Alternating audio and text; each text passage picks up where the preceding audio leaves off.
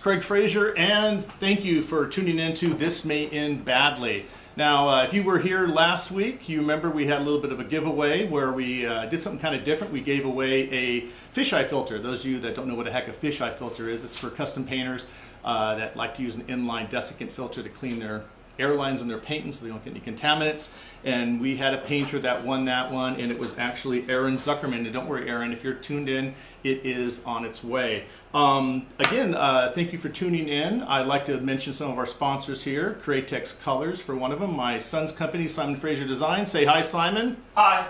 And of course, Hectic Films, and the captain of that ship is Ricky Bird. Say hey, Ricky. Hey, Ricky. Yeah, and that's about it for here right now. We did have Fisheye Filter was one of our sponsors last week, and that was solely for that giveaway. And we're going to do another giveaway this episode, and it's actually going to be a giveaway. We're giving away one of Ricky Bird's books, Cheap Movie Tricks. Very cool book, and you can win this if you answer the correct question. And because we have Doug Jones as our guest a little bit later on in the show, we're going to make it a Doug Jones question. And the question is going to be, how many feature films, not television stuff, how many feature films did Doug Jones do with Guillermo del Toro? The first person to get the right number will, and you don't need to list them all, unless you really just want us to give you props. You just need to give us the number. The first person that gives the number will win the book. Now, as a tribute to Doug Jones in this show, I normally do my time-elapse painting. I had a little 12-inch by 12-inch canvas that I did right before the show, and we're going to show a little time-elapse of my favorite character that Doug Jones has played, which is Abe Sapien. And so you got that footage ready, Ricky? Yes. Go ahead and let's roll that beautiful bean footage. Okay, we're going to roll it. You ready for it now? I'm ready for it now. Okay. I wouldn't have asked for it.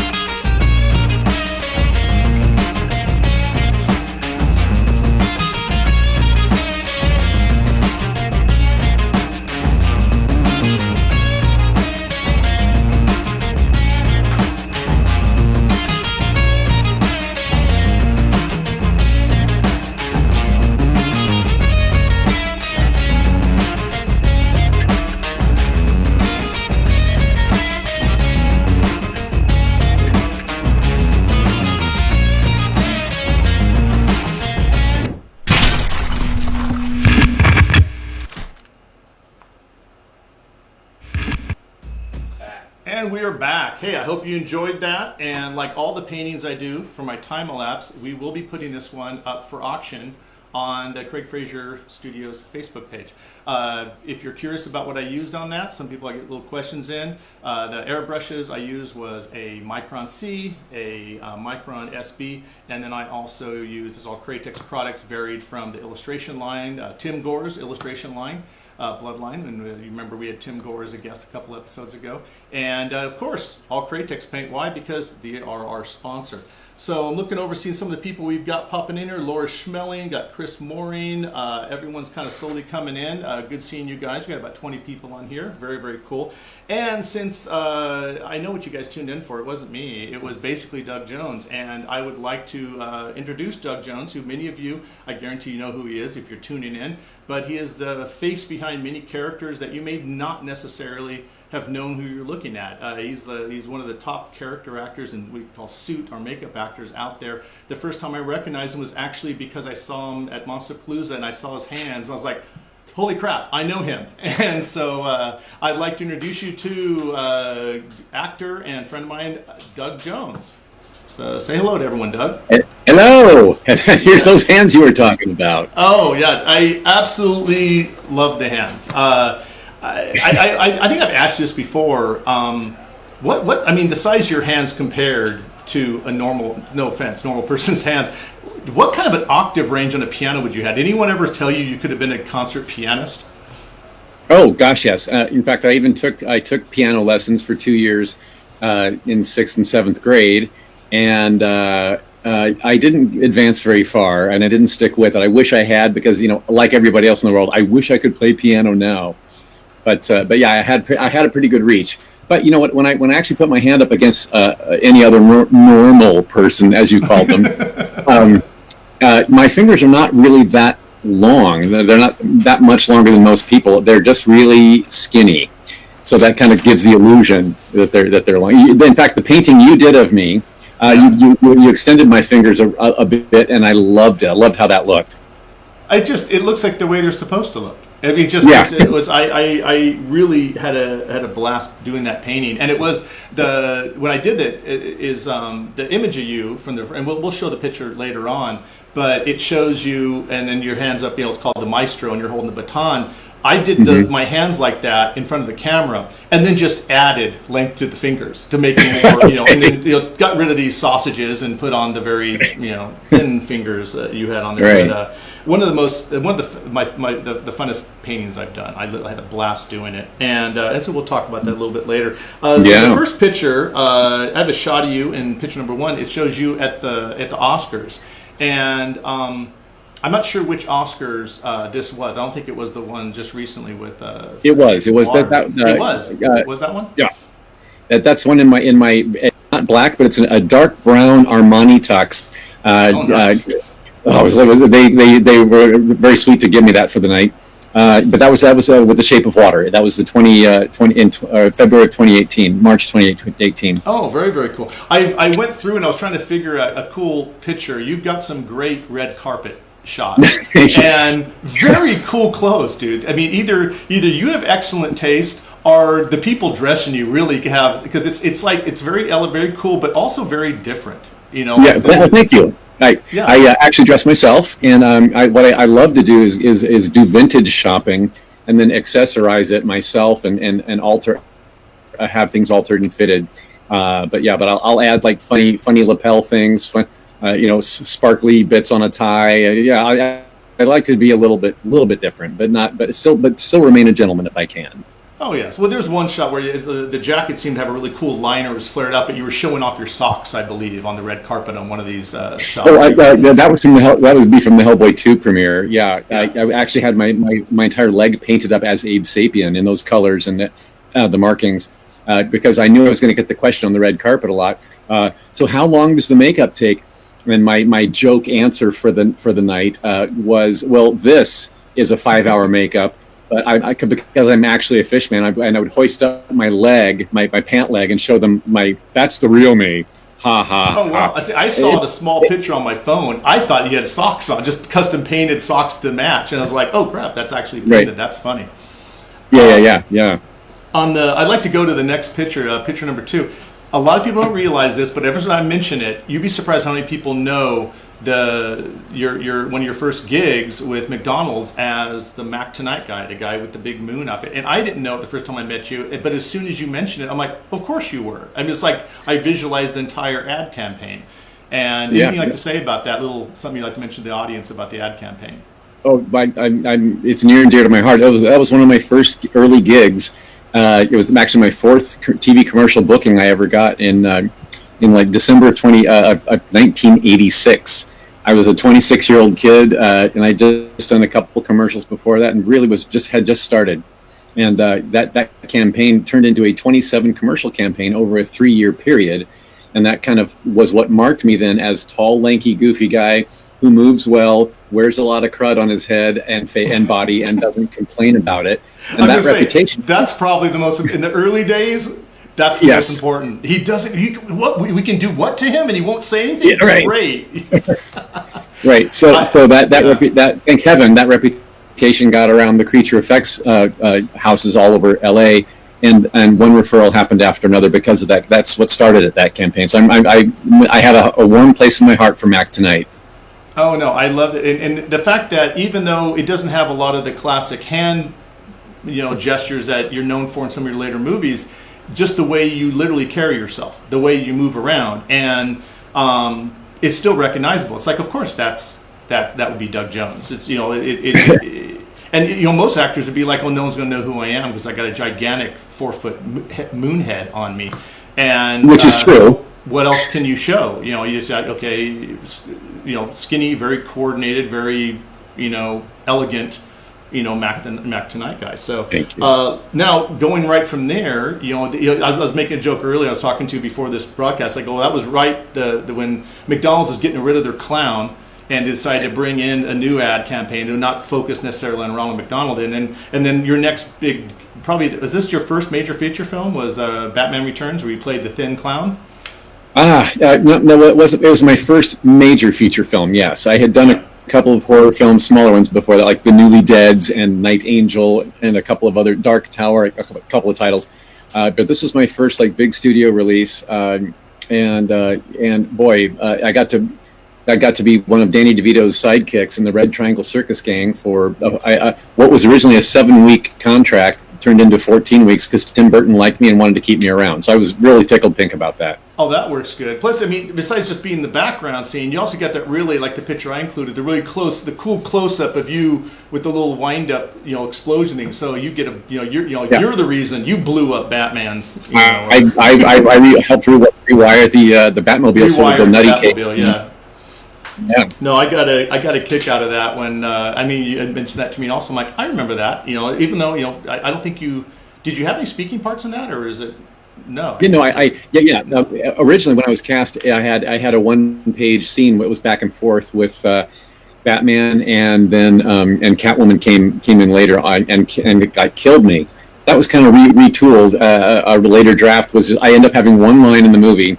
But that's when Penguin returns from making one of his big speeches that went wrong in his running for mayor of Gotham City.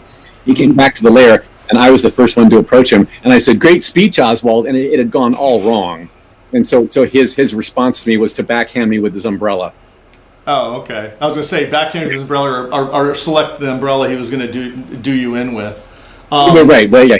Yeah, yes. Now the next probably the biggest, the one that I remember the most back then was of course Hocus Pocus, and was just a great character and a really cool movie. Is it? And I think the picture that I have here in picture number 4, this is the image I used in your painting.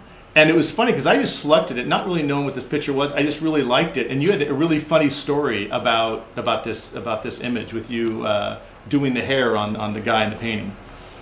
Well, that's not the painting, but the photo. The guy in that picture with me is Creature Effects makeup artist Tony Gardner. He owns Alterian Studios, and that was my first job with them. And so he was on set with me every day, touching up and fluffing my wig and whatnot. So that was it was my turn to fluff his hair. He had really long hair naturally, anyway. Mm-hmm. And so we took a lot of goofy pictures together, and that one kind of has made the rounds on the internet now. That was a great shot. I said that's the one I actually used, even though I didn't include him in the painting, but you still have right. But I remember, yes, I recognize that expression from your painting. Yes. Yeah. I got a number of people that have dropped in to say hi. Actually, it's my entire extended family. My sister and her daughter and her husband have all joined in, so they're all big fans. Oh, very sweet. Hi, everybody. My niece Katie says hello, Doug. Huge fan. So you were very loved in the whole extended Fraser family. That's very sweet. Thank you. Now, the one picture I didn't even know, because I didn't talk to you about it, but I didn't even know you're in this movie. I love this movie, but I didn't even know it until going through and doing some research. And if I had known this would have been in the painting too. I had no idea you're one of the characters, they weren't raptors, they were called... Rippers. The Rippers in Tank Girl, which I think Tank Girl is a very underplayed, phenomenal movie. But that was very cool. Because I had no idea you were in that at that point. But neat to see. Because as soon as I saw it, I'm like, of course, that's Doug. Yeah. Well, there were 4 Rippers that were like key characters, and there were 4 others of us that were called additional Rippers in the credits. So I was more in the background of Ripperland. But that photo that you're showing was an off-camera moment where we're sitting there trying to collect ourselves, and that's Ice-T right next to me. We were filming that particular scene wearing rubber armor suits from head to toe, along with that full facial reconstruction with latex foam rubber and mechanics included, because the ears had to flap and everything. Mm-hmm. And we were filming in Tucson, Arizona in July. Oh, geez. That's like being in an oven with baking cookies. Yeah. So, yeah. Yeah, and the cookies make it sound nice. It's like, no, being baked in the oven. It's like, oh, cookies. No. Cookies in a rubber suit in the middle of the desert. So, wow, that was that one of your, because progressively you started doing more elaborate suit performances, and was this the first one that had a lot? Because I mean, in Hocus Pocus, it's mostly just facial reconstruction. That was pretty much head and hand. But there was no animatronics attached to you at that time. So was this the first movie that you actually had animatronics attached, where the suit was actually much more cumbersome? This is the beginning of the end. Right, the face of the Moonhead in those Mac Tonight commercials, that was animatronic. So that was my first. Oh, okay, yeah, I guess you're right on that. Yeah, but as far as feature films go, I believe you're right. I think that Tank Girl might have been, and that was my first job that I did with Stan Winston Studios. That after Stan passed away, the company became Legacy Effects with a little changeover of hierarchy. And I've continued to do many jobs with Legacy Effects since then. But that was my introduction to the Stan Winston family. So Tank Girl holds a special place in my heart as well. And that was my first of two kangaroo movies. I was also in Warriors of Virtue a couple years later in 1996. So who can say? What actor do you know that can say I've been a kangaroo on film twice? Twice. Yeah, it's like not just once. Twice. Right. Like, I've done what Doug Jones has done, but only once. Okay. I can say twice. Let's go on to one of the definitely an undersung in image number 6 shows you as one of the gentlemen in Buffy the Vampire Slayer, which a lot of people back in the day would make fun of it, but it's honestly one of the best well-written series on television, just the way it was done. And of course, it was certain tastes, and it was based on the one movie that had come out. But one of the truly most, and at this time back then, I wasn't an aficionado of Doug Jones. I mean, I'd definitely seen you, but I didn't really isolate you. Ooh, that's Doug Jones. This was one of the creepiest things on TV. I'm sorry, the gentleman there's a button that pushed with me where it's like, okay, even though they were very cool, I was like, okay, those are just creepy and wrong. But I love that, and you and I can't remember the other actors' names that were in it, but you definitely stood out in that character. Is any how many episodes did you do with Buffy when you were one of the gentlemen? Just the one episode titled Hush, in season 4, I think it was. And actually, I unfortunately I didn't pay close enough attention when you sent these photos to me ahead of time. That main character, that main gentleman in this photo is my gentleman partner that we went around in twos. That's Camden Toy. Camden Toy played like my sidekick, and I was the taller, skinnier one.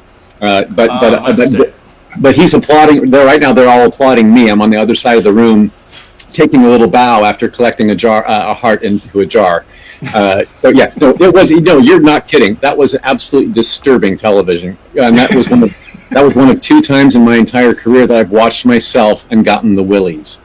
So yeah, which you can really say some of the characters you played. That's saying a lot. No, it is right. Exactly. Now I'd like to going from that. I'd like to go on to, of course, I always make a joke with my wife saying behind every great man is a woman rolling her eyes, and Miss Laurie, your wife, Laurie, and you pegged Miss Laurie correctly, yes. Yeah, and this was at again. Now, evidently, I know this is not to be the Oscars for Shape of Water, and anything you'd like to say? Like just introduce your wife to the audience. Well, that's very sweet of you to include her in this. Mrs. Laurie, we've been married for 36 years. Wow! And congratulations, very cool. Thank you. Yeah, and she was in all her glory that night. Getting to go shopping for dresses and the necklace that she has on. I don't know if you can see it in this picture or not. It's kind of small, but the necklace she has on was one of those a jeweler donating for the night. We had it on loan, and that necklace was worth more than the house I grew up in, and. Yeah, and the day after the Oscars, it was so much fun for her to wear something, but she was terrified that she was going to lose it. It was going to break off the chain, something. So she kept tapping it all night long to make sure it was still there. Make sure it didn't fall off, yeah. Right, and then the next day, the day after the Oscars, an armored car showed up at our house with armed guards to come collect it. That's how much it was worth. Everyone had seen Ocean's 8. He knows what happens to diamonds. No, exactly, right. Right. Excellent. Now, I have to go on to the next picture, picture number 8, my favorite character that you've done. And Abe Sapien is just, as soon as, I'm a big Ron Perlman fan. I love Hellboy, but Abe Sapien is the man. And I think out of all the characters I've painted, you got a running tie to Jack Nicholson as far as many portraits as I've done, and it's a lot. It's usually of Abe.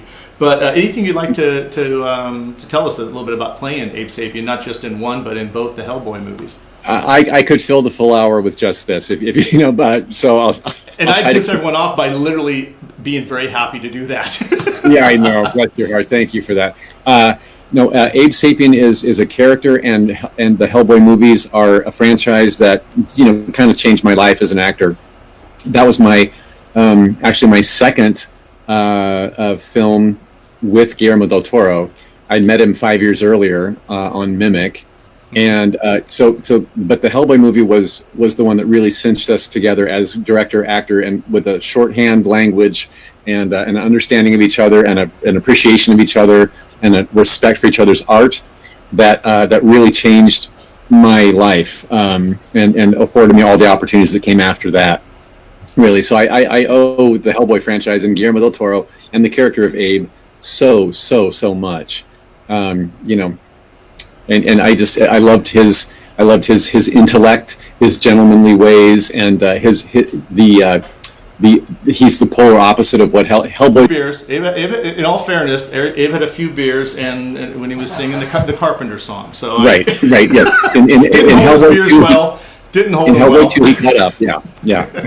I had a question that actually my producer here, Ricky, had a question also. He wanted to know if the shots of you underwater were actually filmed underwater, if that was you, and then I had a little bit of an addition on that. So the underwater shots of you as Abe Sapien, were those really in water?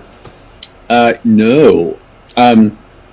Especially there were very few underwater bits in Hellboy 2. Hellboy 1 is when I went down the manhole cover into the sewers that were flooded, and that was a whole underwater sequence there.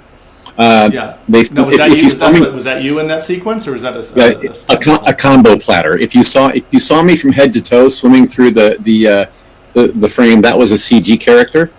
If you saw me close up, that was me in a dry room acting as though I was in water, and they added a water effect in post production. At least you didn't have hair, so that was easier to digitally do. So it was they put it together seamlessly. I thought it worked really well. I thought you were really in the water, and then I had a question. That one scene where it's after you've been injured and you're upside down talking to the girl, and you're hanging upside down. Were you really upside down during that shot? Oh yes, indeed. I was supposed to be floating gently upside down because it doesn't matter. Yeah, I'm in water. Who cares? I'm like a fish man. I can be anywhere I want. But in real life, I was hanging in a dry tank with wires, a hip harness, and wires to the ceiling that were bobbing up and down slowly. And how long did he have you upside down? No, like a lot. And that was a long day. And the thing is, I've got really bony hips, and the hip harness was made out of like a really tough leather underneath my costume, and so my bony hips were burrowing into that leather. And it broke the skin, and I was in excruciating pain that day. Wow. And it also happened to be my 43rd birthday, so it was not the way I wanted to celebrate. Well, I'm sorry to hear that, but Evan, I thought that. I was hoping you weren't underwater, because it's like I think the only thing that would have made that upside down scene worse if you actually had to do that scene underwater. Yeah. But hey, there's for the special effects, Guillermo's ability of getting the point across, and you acting. Hey, I thought you were underwater. So thank you. That's very sweet to hear. Thank you. But that was. And then of course after Hellboy, and I actually for a while thought that Pan's Labyrinth came before Hellboy, because I just thought Hellboy 1, Hellboy 2, but probably in my opinion, one of the biggest. I loved Hellboy, but one of the most different movies at the time that came out was Pan's Labyrinth, and you played the two characters in there. Pan, it's as you see in this picture, and then of course you also played the Pale Man. Right. And this would have been your third movie with Guillermo, and it's much different movie than the previous movies, and just the way it was done. Any take on that, or anything you'd like to talk about that? Well, this was considered more of an indie project, really, because Guillermo didn't have a huge studio behind him for this one, and it was done. It was a European film. We filmed in Spain with a whole Spanish crew and Spanish money behind him, and it was a Mexican co-production as well. So it was started and planned and pre-produced, and we got going before we had New Line Cinema's Picture House behind us. So they came I believe they came in later, and then they were our distributor, and they were the ones that pushed us all the way through to the Oscars, which was fantastic, with 6 nominations and 3 wins, including Best Makeup for my makeup artist. So it was another movie that was a page turner for me, and I got more press and more personal recognition for Pan's Labyrinth. That was kind of the movie that kind of brought back the sympathetic monsters from the golden era. The Lon Chaney's, the Boris Karloffs. Oh yeah. And Pan's Labyrinth was kind of added monsters with depth and with storyline that weren't just scary. We weren't just the monsters in Pan's Labyrinth weren't just for jump scares. The Fawn especially had quite a righteous purpose to fulfill with the little princess Ophelia. So I was the only American actor with English as a first language in that film. So wow. when Pan's Labyrinth came to the U.S. to be open in theaters, I was the one that did all the press for it, because I was the only one they had. So that was really, and for me at that time, when you're known as Guy Under Rubber, you're not always the one that the press goes to, but here they did, and so they did a whole spin on. He's the launch. The LA Times did a cover article on me for their entertainment section, with a huge photo of me, just with my real face, and the title was "He's the Lon Chaney of Today," which was one of the most humbling things to ever hear, because I'm such a huge fan of and a respecter of Lon Chaney. I was actually going to mention that. This movie for me and for many others actually puts you into that category. Thank you. Now we're starting to. And from then on, I started looking for movies that you were in. Instead of just noticing you in movies I'm watching, I now go and, Doug's in that? I'm just going to see that movie. And and I think that's another thing that Lon Chaney did, where Lon Chaney, had so much makeup, but people all of a sudden wanted to see what he was going to do next. And yes. Definitely, you are the modern day equivalent of. Oh, well, that's very kind of you. Thank you for that. And now during that movie, that movie then kind of, even though I had the gentleman set up there as creepy factor, the Pale Man pretty much came in as, okay, no, that wins. That's wrong. Right. Right. And that's right. Actually, the next picture, picture number 10 just shows you kind of, looks like you're dressed up as the Fawn, kind of messing around playing. That was an early fitting I did at the creature shop at DDT Efectos Especiales in Barcelona, and the flute was made out of a thigh bone, basically. So which was kind of had a creepy factor to it. But they ended up, for some reason, Guillermo scrapped that prop and those moments from the film. Yeah, but that's me giving it a try. Picture number 10, you playing the flute on there. Picture 11 is the one where I skipped ahead on that by accident. Picture 11 is the Pale Man, which to this day it still is, and it's probably the most requested look you give, for people wanting the pictures of you. That's just the whole concept of what he was and what he was about was. But that suit was definitely the only way you can recognize that's you is just as it would have to be a fairly skinny person to fit in there. But it was also, again, the hands. Even though those fingers are even more extended than your hands are. So they were extended a bit. And the Pale Man, you mentioned suit, but I do make a distinction between suits and makeups. A suit is something more slipped on and zipped up the back, whereas a makeup is more glued onto me or painted onto me. So the Pale Man was absolutely a makeup. It was stuck to me. head to toe. Yeah, and So took how many about components was it? So in other words, when they're putting that on you, it wasn't just one whole piece because they never really show the back. It literally was just all components that were glued on, that were Right. applied onto you. Right. There was a torso piece that they slipped on. There were arm pieces that but glued to me. It was glued to me. Every inch of it was glued on to me. Wow. And the arms were also pieced together and glued on with the saggy bits, and then the hand. So I never I don't tell productions this when I go into to do another creature role, but that's one makeup that once they got my head off and unglued and my hands off, I wore the rest of it back to the hotel and slept in it for 4 nights in a row. Are you kidding me? Oh, that's I'm not kidding you. But so that's you weren't because you weren't having a continental breakfast in the morning without scaring the heck out of anybody. no, So. it was I wore a big sweatsuit over it so nobody knew, but it took 6 hours to apply Wow. the entire thing. And I saved us all a lot of time in the removal and the reapplication the next day just to wear some of it home, which I never offer as a thing. That's not an official offer to the next production, because I've had people. I wouldn't. Yeah, that's a story you tell afterwards, and then like, why didn't you say anything? Because I never want to do that again. We've got a Jesse Najera, friend of mine on here, and he actually made a comment about his movie. His movie is Pan's Labyrinth, and he asked if you could speak Spanish, which you already kind of.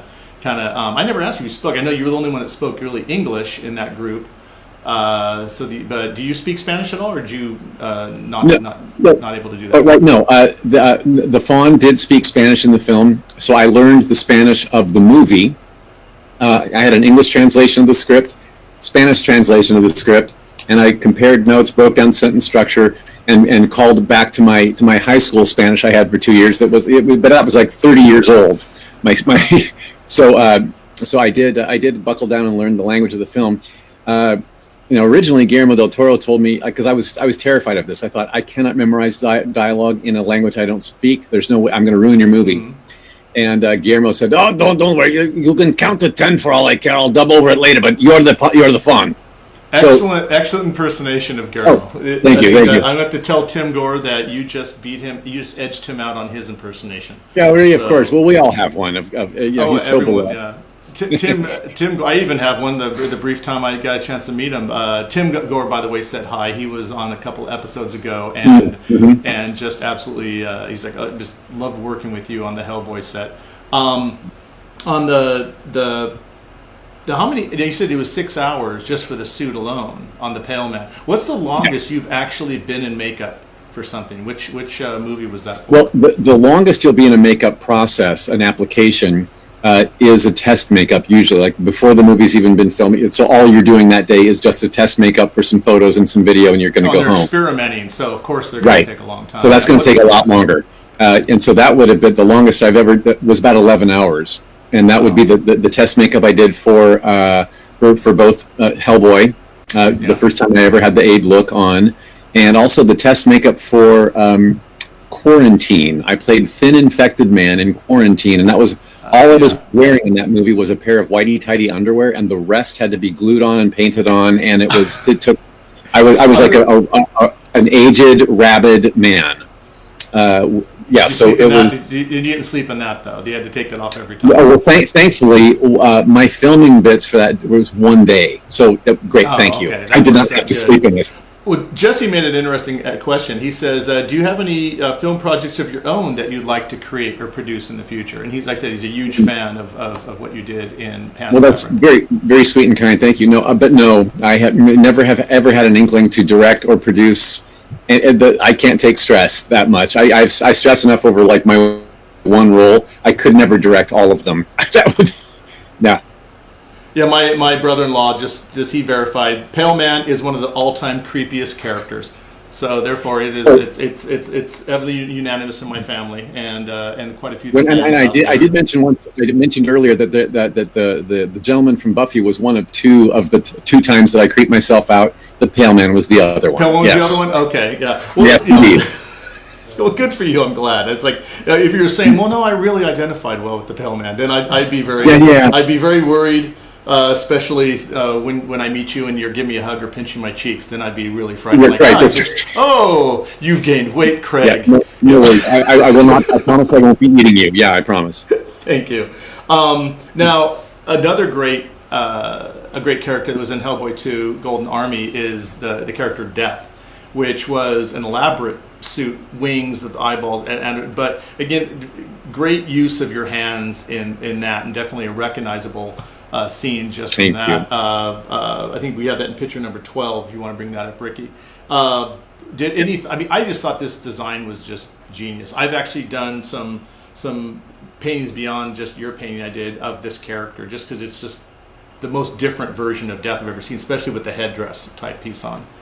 Oh yeah, no, it was a brilliant design. Norm Cabrera came up with that look, and that was through. By the way, all of my characters for the Hellboy movies were done at Spectral Motion Creature Shop, owned by Michael. Elizaldi's shop, yeah, Mike. Yeah, great. And yeah, they've been very good to me over the years. I love them dearly. And so the Angel of Death was honestly one of the most beautiful designs I've ever been adorned with.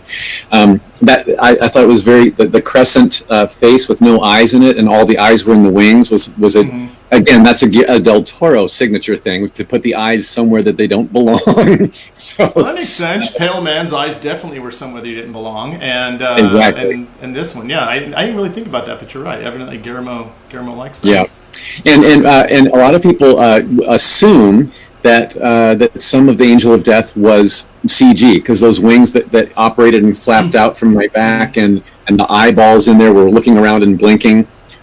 All mechanical, all practical, all shot on set.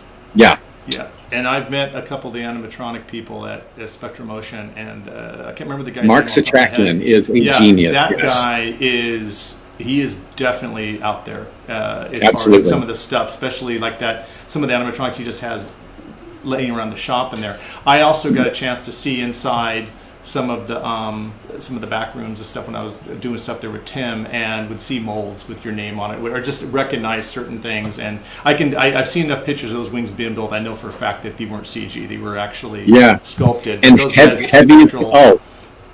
So were they heavy. Actually on you? I didn't know if they were on you or if they were behind you. Were those actually mounted to you? Wow. Yeah, no. They were attached to me, and it was about 40 pounds of mechanics on my back. And those wings were huge, right?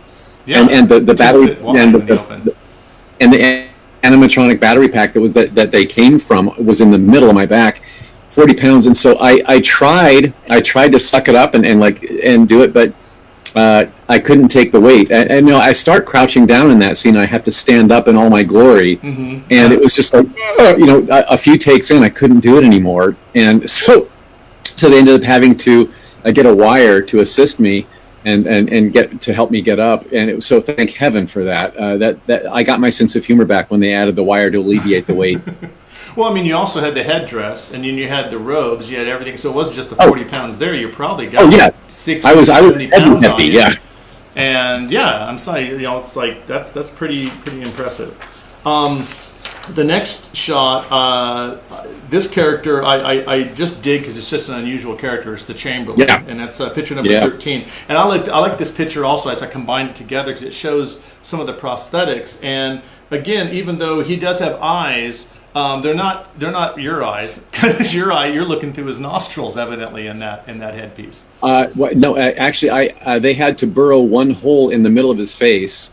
That they had to CG over later, and I could look out of one eye through a little pinhole somewhere on the cheek here. Oh, I just made the assumption those two little little air indentations there. Somehow you were able to see through those. So I couldn't see through that. They had to. So there's a hole that was covered over later, but because the mechanical eyes were up here on my forehead, as you can see in there, and that was another. But now the fun part of that was the hands were puppets. Those fingers were even longer and more spindly than my own, and so I actually held the elbow area on sticks down here under the robes, and I manipulated this movement of the arm, and I had puppeteers doing this movement on the fingers, so we had to work in concert with each other. Yeah, it took some rehearsal and some working in tandem. That was almost like a hyper eye. It's like, okay, that's a little bit more. Those are hyper Doug Jones hands. Those are just like super Doug Jones hands. Yeah. Not quite. And that was yeah. Also spectral motion, and that was Chet Zard put those together just beautifully. Oh, actually, that makes sense because that reminds me of many of Chet Zar's blocked head characters Paintings. that he does. I'm just surprised there's not 5 stuck on the side of that, or somehow in a tattoo of a 5. Anyone that knows Chet Zar knows what I'm talking about. Chet Zar's one of my favorite artists out there. Is amazing artists, and I introduced Chet Zar through Tim Gore. So.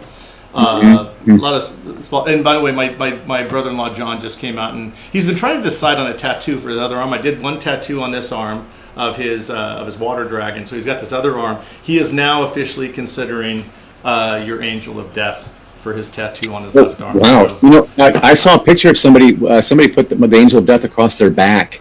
It took up their entire back real estate. I was like, that's a lot, because with the wings spread out. It was crazy. I've got one person that actually wanted to know if I would be willing to reproduce the painting I did on their back.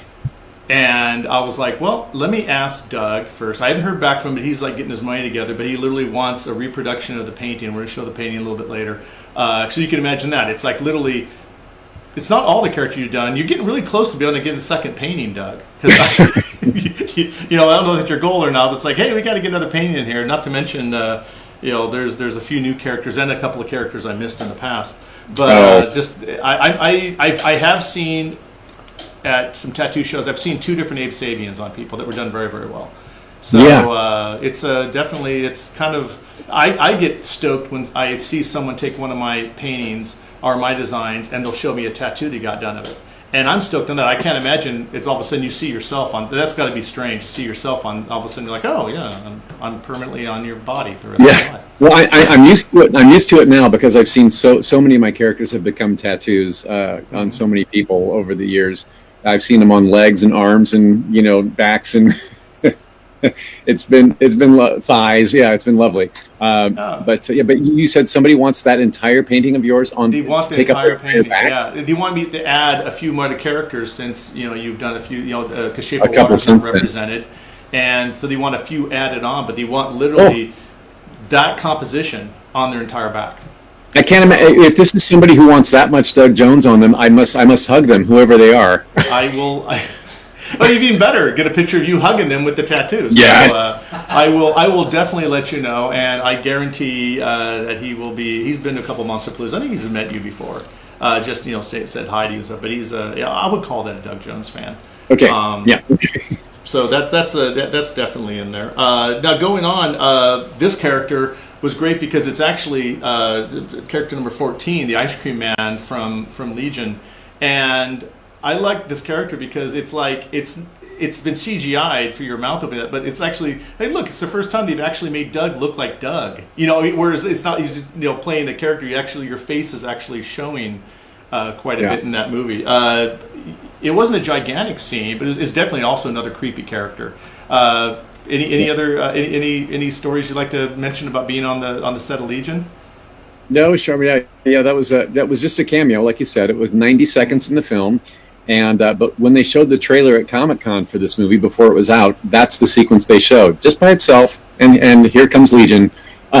So I was very tickled to think Scott Stewart, the director, was he came looking for me specifically because he kind of wanted to give fanboys of the genre a little treat to see Doug Jones before I morphed into something hideous.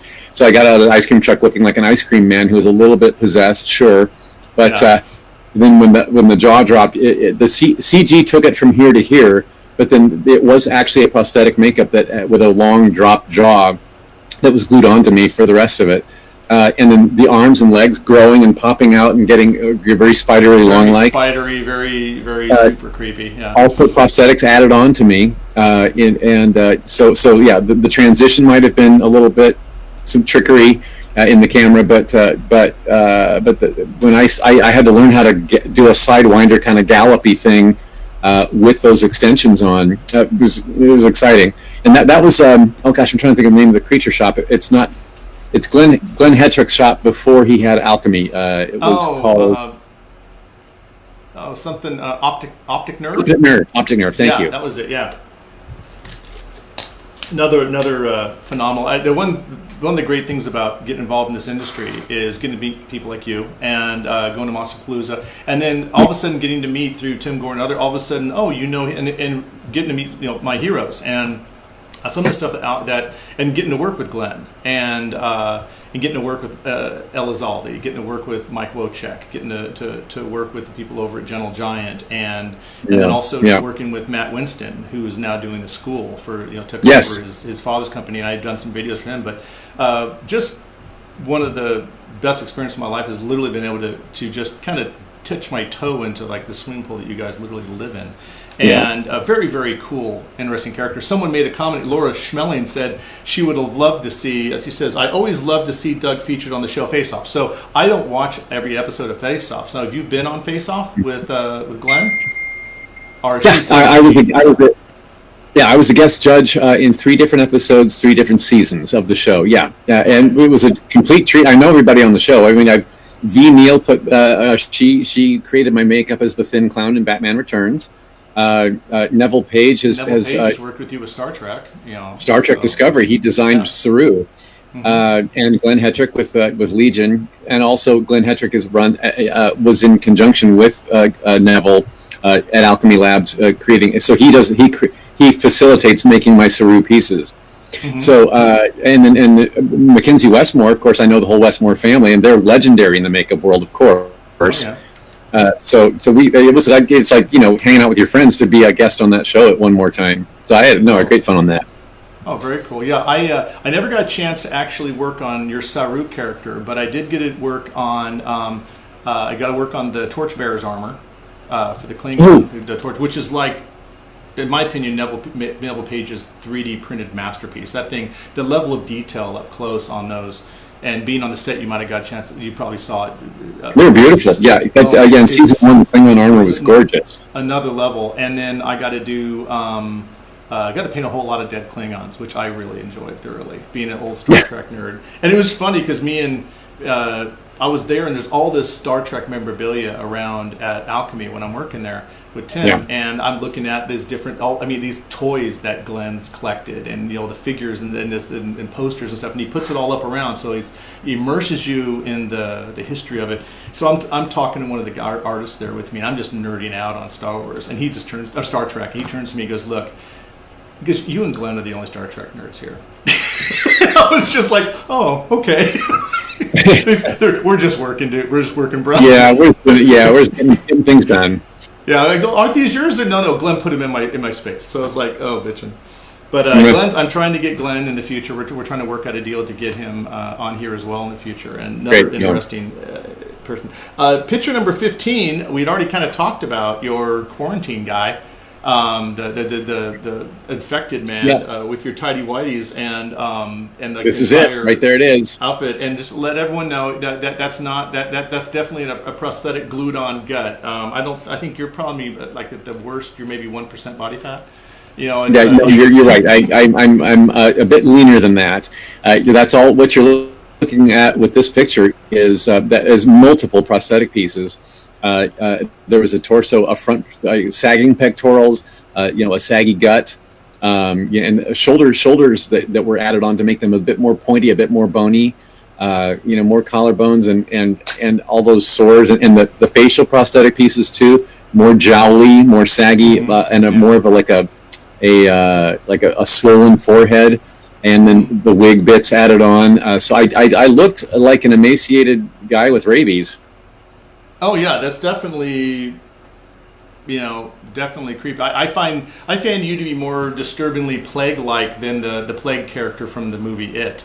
It's like they should have brought Doug in and had him play that character from Quarantine in that movie. Just said, oh, we need a plague zombie. Plague zombie. That's it right there. Got one. Yeah. But also think about it. I mean, how many actors out there have to begrudgingly, they're getting prosthetic six packs. You're having to get prosthetic fat guts because to hide your six pack, it's got to make the actors really just like. It's very sweet. Yeah, it's very sweet. Yeah. And of course, we can't. I included him in the painting as well. Was Cochise. Anything I talk? I mean, how many did you run? Was it about 4 or 5 seasons? Is it 4 or 5 seasons that Falling Skies? Falling Skies, the show ran 5 seasons. I was in 3 of them. I was in seasons 3, 4, 5. Oh, okay. And, Yeah. And any words on good coaches? oh, And there's a number of I people love that Cochise. some people that may not know you played Cochise. They just are like, oh, I watched that show. I knew that character. Yeah, yeah. That show, it was on the TNT network, and we had a moderate audience size wise, so not everybody knew the show. But I loved it. It was kind of like The Walking Dead, but with aliens. It was a post-apocalyptic takeover of Earth, and there was a resistance of humans. And I kind of popped in season 3 at the beginning of it to help the humans, because my people had a long history with the Eshveni that had taken over Earth. I was with the Volm race of aliens, and so I came to Earth and stayed and helped the humans on their way, and so he was a very smart, empathetic character, and I had a lot of scenes where I was helping Noah Wiley as the leader of the resistance, sort of like find their way, and Noah, my favorite memories from that show are working with Noah Wiley. I think he's such a gentleman and such a consummate actor.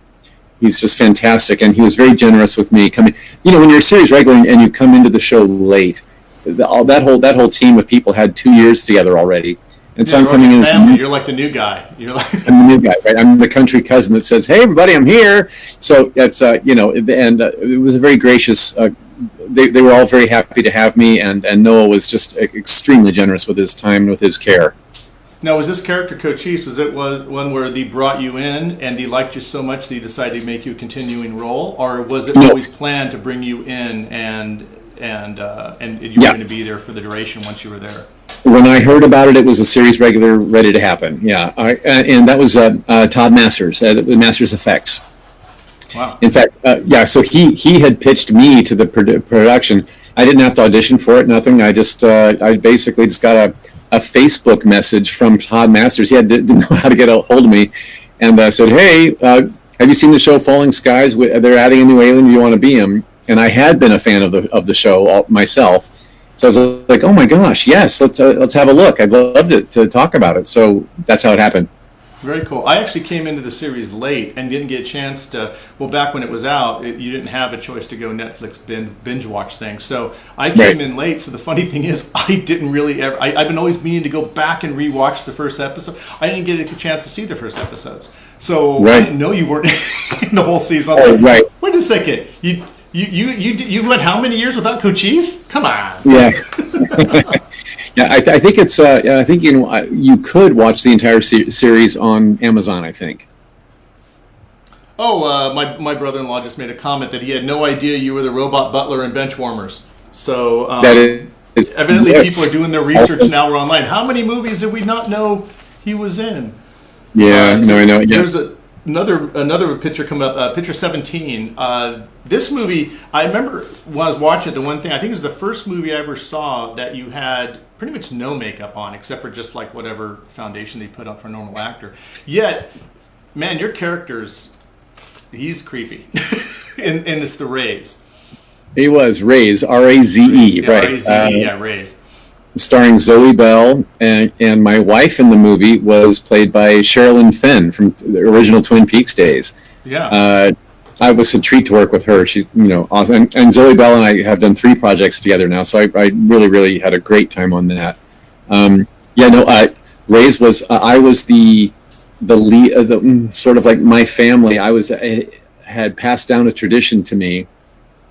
I was the leader of an elite society that abducted women off the streets and put them in an underground cell and made them fight each other. It was a once every 5 years kind of a ritual almost, and they had to fight each other to the death. So we started with 50 women, and it got down to the last 2, and the reigning one would be like, oh, we kind of almost worshipped as a Greek goddess.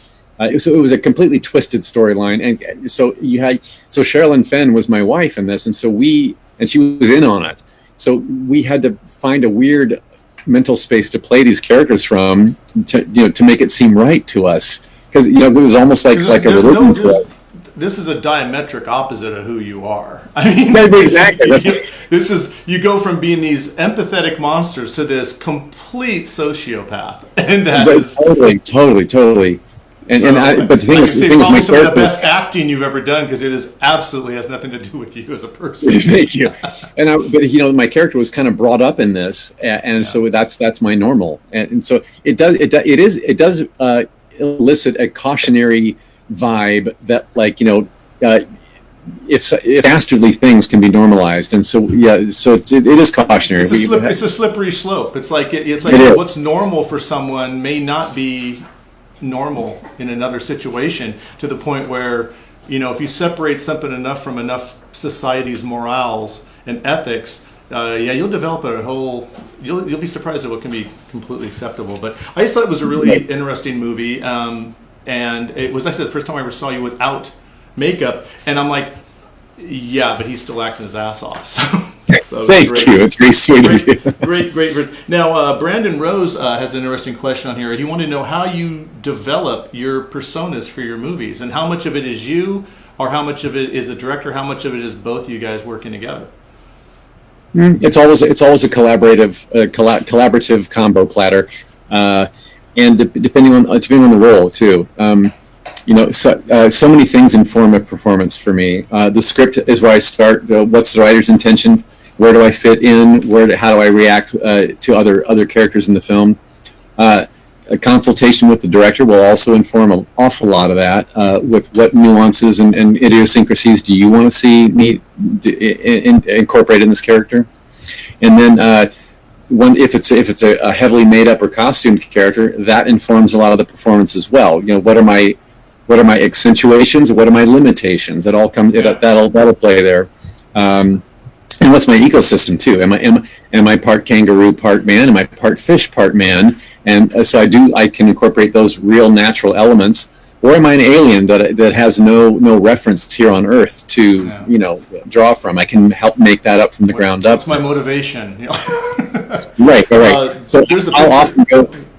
I was going to say I'll often go to a dance studio by myself with a bank of mirrors and a big wood floor, and try to figure out what that, with all that information, I'll try to then figure out what the posture, walk, stance, lunge, crawl would be for this particular character. That's very cool. Now, this is my question from you said there. Do you ever find yourself having to fight? All of a sudden, you're like, no, I've done that before. No, that's too much like this. I mean, definitely there was probably similarities between in Shape of Water and Abe Sapien. But have you ever actually had to stop yourself from doing something that you've done too much before?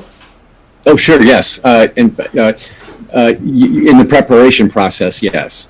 On set, I hope that's my challenge, is to give every creature I play its own unique visual voice. And so we all develop habits, and it's easy to rest on those habits. But I want each character to have their own ecosystem that's unique to them. A good example is Abe Sapien and the Amphibian Man, shaped from the Hellboy in The Shape of Water. Two fish man mutants that are very different from each other. Abe Sapien more straight up postured, very gestury with his hands, very intelligent, very verbally vocabulary, and very very head tilty and very proper. They really sculpted a gorgeous body on me for that. But he also had a very innocent romantic connection as well. So and not verbal at all. He made animal noises. Yeah. In fact, when I was being directed, both loved eggs, except Abe. I think Abe loved rotten eggs. I think rotten eggs, correct. And that's a Del Toro thing. Why he loves eggs in movies. I don't know why. Probably some interesting symbolism. Let's go on to picture 8. Speaking of Guillermo, picture 18 shows you as what's the title? Is it the Red Ghost or the Red Witch or whatever the Red? We were ghosts from Crimson Peak.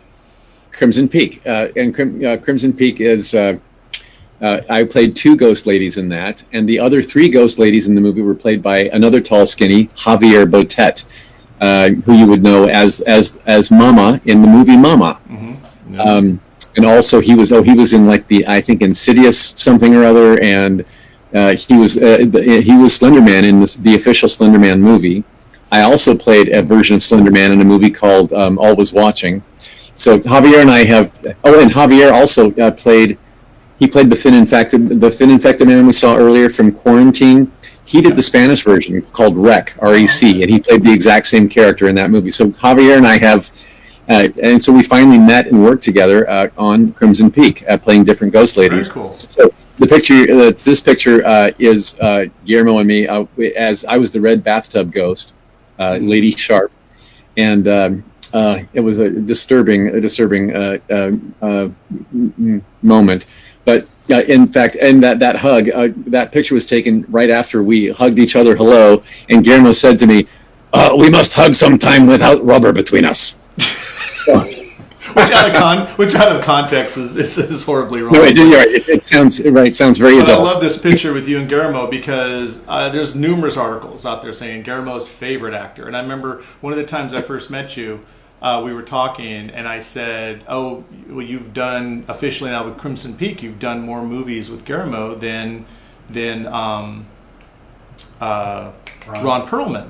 And you'd correct me, say no, Ron, and I'd forgotten that Ron had been in Kronos, and you hadn't done Kronos, yeah. But yeah, you are. I would definitely say I think you're winning the the popularity. It's a very, very close race between you and Ron as Guillermo's favorite actor. I think Ron's going to edge me out here because he I believe he makes an appearance in Nightmare Alley, which is in production now, and it was just announced that Guillermo's Pinocchio. I think Ron Perlman's going to be in that as well, and I have not gotten But you were also in The Strain. You were in The Strain, and it was, yeah. So and he was in Pacific Rim, so it goes back and forth. That's right. Yeah, we played ping pong with Guillermo. Yeah, and I'm sure Guillermo will be like, "Oh, you on this side, and you on this side." So probably, yeah. The two favorites. This shot, the next shot, picture 19, shows you, of course, posing with your second creepiest guy. And this is at the LACMA exhibit that was Guillermo brought a lot of his sets, a lot of his artwork and props from his Black House, from his Bleak, and then had them, or Bleak House, and had them all on display. You want to talk about? I think this is you actually walking through the exhibit. It was, yeah. I had a private tour, thank heaven. I missed the opening night at LACMA. I was invited to it, but I was up in Toronto filming his movie The Shape of Water at the time. Yeah. And so I couldn't make it back. But I did. While I was home on a break from the movie, and while I was home, they arranged for a private tour before they opened for the day. Had a great time in there, and I got to see myself about 4 times. Oh, there were 4 full bodies of me in there. The Angel of Death greeted everybody at the front door. The Fawn and the Pale Man were 2 different exhibits in there, and also the other ghost lady from Crimson Peak, the the black veiled mother ghost at the very beginning of the movie, was a full body figure in that display. So he's such a collector of art. Guillermo del Toro is a lover of artists. In fact, did I tell you, Craig? He has your painting of me. He has a copy of it. That I gave him as my parting gift from The Shape of Water. I had one of your prints framed for him. Oh, was it the Giclée I gave you, or did you get another one? I can't remember. I kept the one you gave me on canvas. Okay. Yeah. But he got one of your. It was a good size print. Yeah. One of a cool little story I'll just pass. I was at Monsterpalooza, and you were not there that year. I think you were doing something. Right. You were busy, and I was walking up to and I was actually behind my canvas. I had your canvas there, the painting, so I didn't see who was there, and it was the first day, when a lot of the VIPs show up. So I didn't. I'm just still setting stuff up, and Tim nudged me, goes, "Hey, there's someone over there looking at your painting. You should go talk to him." And I went around the corner. It's Guillermo. And so I got it. I was like, and he was like, "Oh, so is this painting a tribute to Doug Jones, or is it a tribute to Guillermo?" And I was like, "Is there a difference?" He's like, "No, there is not." And I was like, "Well, I'm good friends with Tim Gore." "I'm so sorry, my friend." And it was just really, I had a great time. And so as I'm talking to him, this entourage of group walks behind him, and so we're talking. And he's telling me some stories from some of the paint, some stuff, some Doug Jones stories with your painting there as an audiovisual aid. And as I look just over his shoulder, it's J.J. Abrams, and for a second I'm looking at him and I'm like, oh, it's J.J. And I'm like, no, screw that, I'm talking to Guillermo. So what's funny is 6 months later at the next, or a year later at the next Monsterpalooza, J.J. Abrams with his kids comes up to my booth. And we're talking about stuff, and he goes, I know you from somewhere. I'm like, no, I never met you before. And he's like, no, I know you. I go, well, last year Monsterpalooza, or this last Monsterpalooza, I was talking to Guillermo del Toro, and you walked by, and for a split second, I saw you, saw me kind of head nod, and I was like, I really want to meet, but I was talking to Guillermo. He goes, oh, no, I totally would have blown me off for Guillermo. And then we go on for 15 minutes and find out that JJ's a total Guillermo nerd. So the fact that JJ Abrams admits that he would blow himself off, he goes, oh no, I totally would ignore me for Guillermo. It's all like, oh, thank God. But meanwhile, so I get a chance to talk to another one of my movie heroes. So very, very cool stuff that I would not have been able to do any of this if it wasn't for, like, just not Monsterpalooza, but meeting Guillermo, meeting JJ, all the stories, all on me doing that painting, that tribute painting of you. So thank you. And I'm very, very stoked. No, I always thank you. That Guillermo, because Guillermo loved the painting. He should. You know, the majority of movies in there are of yours. Picture number 20 is a movie that I saw. I didn't see it was in the theaters. I saw it when it came on there, and again, very creepy. I can definitely spot it's you. It even had some prosthetics, but it's the Bye Bye Man movie, which is almost kind of like seems like a modern, a different urban legend version of Slender Man almost. Is there anything you'd like to say about Bye Bye Man? Yeah, another beautiful design, and this one was by Robert Kurtzman. He was the K in K and B. That's very, very cool. Right, and he's now his shop is in Ohio, and we filmed that movie in Cleveland, Ohio. So he was the creator of that look, and he applied it to me every day as well. Brilliant pair of hands he has, and the Bye Bye Man was. I didn't speak a word. I was just a quiet haunter throughout the film, haunting college kids as you do, and they need to be happy. And I was really happy that it turned out it was a box office success. It showed in like 2,500 theaters across the country and had a very strong opening week, and it made its budget back and then some right off the bat. So it turned out to be good. And, horror films like that with young pretty people and there's this entity haunting them. It's been done and it will be done again. So I was tickled pink to be working with a female director on that one, Stacy Title, because the horror genre often mostly men directors that I've worked with. So she was the one. She directed a movie before that I really loved called Last Supper, and Ron Perlman happened to be in that. Wow. It was more of a quirky comedy, dark comedy kind of a thing. Different style altogether. Yeah. So to when she made the transition to this horror film, it was tickled pink to work with her. Oh, very, very cool.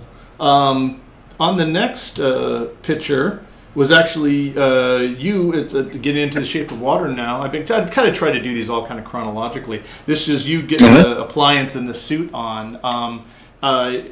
Was there a lot of animatronics and stuff on the suit itself? And how much of was that or was there a lot of CGI being done on that suit? I wasn't really. It's hard to tell nowadays. Again, this was a combo platter. What you're looking at there is Shane Mahan and Mike Hill from the Legacy Effects, and Mike Hill, of course, is a brilliant fine artist on his own. They were this was I made the delineation before of suits and makeups. This one was mostly suit, and some of the neck and face was glued on to me. So that's the part I would call the makeup. What they're constructing now is the head helmet and with all the wiring in it that fed to my gills. My gills were operated by a puppeteer and would actually move on camera. CG, once the face went on, CG enhancements gave my eyes especially movement and expression that the mask would not allow me to do on set. I was kind of wondering. I know that on Ape Sapiens, the eyes are some of a lot of times you have your goggles on. Those are actual animatronic. So on Shape of Water, most of the eye effects were CGI. So could you actually Correct. see Yeah. through the eyes in that? Not through the eyes. I saw through the tear duct because the eyes were a bit more wide set than my own. Mm-hmm. Oh, Also, yeah. Abe Sapien, same thing from the Hellboy movies. Those eyes were set with that when I didn't have the goggles on. You could see the eyeballs themselves.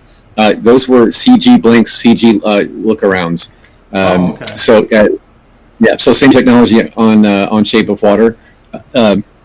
The CG enhancements, with the blinking and the looking around, and the brow expression too was movement that we couldn't do on set. So that was very very beautifully CG enhanced. Very, very cool. Now the bioluminescence, the light, Yes. was that all CG, or was that actually some fiber optics that were put into the suit? It ended up being CG in the end. But Legacy Effects did have a practical way. They did the first early tests we did were painted with like a black light kind of paint, so they could then Okay. put a black light on me from off camera, and then they would like sort of light up. But they could control it with much more ease with CG in post production. Yeah. Oh, very, very cool. Yeah, there's a lot of really cool stuff coming out with black light, which is funny because black light's old school. That's the Totally. Yeah. the old poster you had in high school, and Right. and now we're developing what are called daylight black lights. I work with a paint company. They're one of our sponsors, Craytex. Okay. And we actually Yeah. develop black lights that will glow in the daylight, and they're not like neon-y colors. They're like you can actually have if at night when you turn the lights off. I could do like a skin texture, a skin color that will then glow under black light, but doesn't look like something off of a horror movie poster. It's not all neon-y. It actually just glows, looks like it's being illuminated. And it's just what we call the natural color, UV color. And those are like some of the new futuristic stuff that's coming out there. They're using a lot of them in just theme parks, dark rides. And also we're kind of trying to get them involved with some of the movie industry. So it's always I always get a kick out of seeing how many of the special effects out there are practical CGI, and then some of them they just go back to really old school stuff, which is good old Yeah. black light. The next image actually shows you in the full full regalia. The whole this is probably actually a screenshot from the movie of It is. The fish man, or what was the actual what was his? Did you guys give him a name on set? Or Oh did you just yeah, no, refer to him? right. In the movie, they just call him the asset. In the credits, it's Amphibian Man. But I on the call sheet when we were working, and on my trailer door and on my set chair, it said Charlie. And so I asked, Tuna. yeah, I asked, well, you got it. I didn't get it, and I asked Guillermo one day, did I miss something in the script? Does somebody refer to me as Charlie? I don't understand. He goes, no, it's for Charlie Tuna. Oh, got it. Okay, got it. So you So don't that was like kind tuna? of it was our inside family joke. Oh, nice. Well, good. They always do that. The shark in Jaws is Bruce. Which later becomes Bruce in Finding Nemo. So Exactly. figure you got But to now come this- up with interesting names.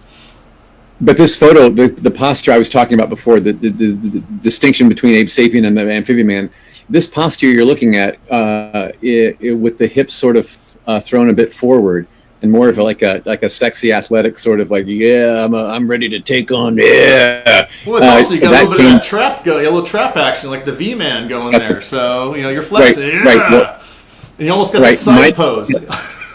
Right, Mike Hill just sculpted a gorgeous athletic body on this fish man, and so and Guillermo also gave me some direction. He said, I want you. He knew that I had played the Silver Surfer before, of course. So he said, incorporate some Silver Surfer superhero kind of posturing with a matador. So if you think of as hideous as bullfighting is. The matador it's almost like a dance, and they lead with the hips in a very sexy kind of way. So if I could incorporate that kind of, so I led with the hips, and that's what you're seeing in this photo. Now, was this suit? Were you in the water more with this suit than you ever were with Abe Sapien? Yes, I was indeed. Now, is that a problem? Is that difficult, or is that actually kind of nice? It scared me to death, but it turned out okay. Yeah, the pool that was in the laboratory, I had to dive in and come up out of that real water, so I had to be fully submerged in that. for a long time, many days and many days in that. The tank, or the glass, the curved glass tank that we first meet in and put our hands together on the glass, that was a dry tank with some smoke in it. Then they could put the light effect in there, so that worked really well. Cool, that works. And then when you saw us at the end of the movie, when I jump in the river with her, and we have our big romantic ending, and the camera backs away from us, and we're floating in the way distance. That was the two of us again, suspended from hip harnesses on wires in a big dry soundstage with smoke added in and rippling light effect from the top, and then CG enhancements again to make her hair do this. And they had a fan. Water, yeah. Yeah, and they had a fan blowing up to give her clothing some movement. No, incredible, beautiful movie. I remember talking with you and asking you what you were working. I'd heard rumors already about it, and you couldn't talk about it, of course. But I remember you made the comment, "It's a beautiful film," and I was like, okay.